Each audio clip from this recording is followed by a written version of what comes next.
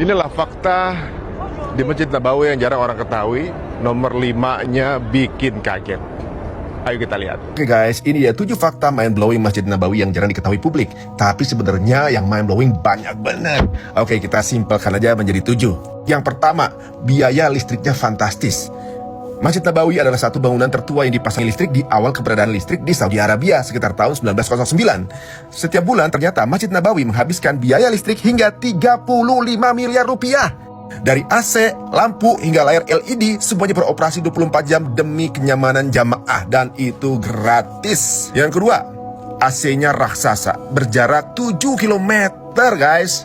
Udara dingin Masjid Nabawi bukan dari AC biasa, tapi dari sistem stasiun pendingin sejauh 7 km. Yang ketiga, kubah bergerak otomatis. Bukan fiksi ilmiah, Masjid Nabawi punya 27 kubah yang bisa bergeser otomatis, membuka ventilasi alami sambil tetap bikin takjub.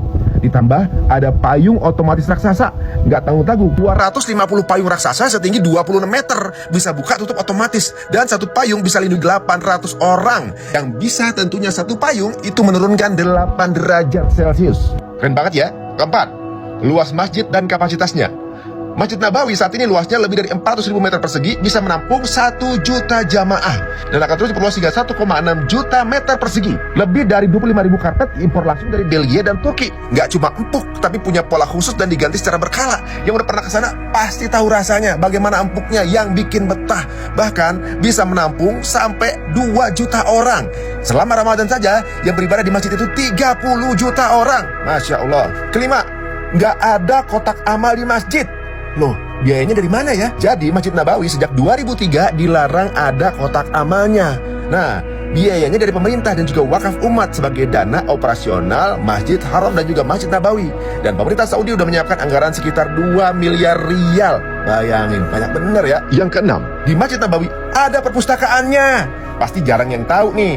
Perpustakaannya dibangun di Masjid Nabawi pada tahun 1352 Hijriah atas usul Direktur Wakaf Madinah saat itu, Ubaid Madani. Dan ini semua ilmunya gratis untuk pengunjung asal tidak dibawa pulang. Ketujuh, imam pertamanya adalah seorang nabi. Gak tanggung-tanggung, nabinya Nabi Muhammad SAW yang merupakan nabi terakhir di akhir zaman ini. Bahkan masjid ini pun yang pertama kali membangun juga beliau. Banyak warisan sejarah beliau di masjid ini dan juga di kota Madinah. Nah, kelebihannya kalau di Nabawi yang tidak ada di tempat lain, semua jamaah bisa bernafas di udara yang sama dengan Rasulullah SAW. Masjid Nabawi bukan cuma masjid, tapi mahakarya teknologi dan iman. Bikin bangga kan? Siapa yang belum pernah ke sana? Kita doain semuanya bisa berkunjung ke Masjid Nabawi. Tulis amin di kolom komen. Dan jangan lupa follow untuk konten Islam yang bikin seru dan juga bilang mind blowing berikutnya.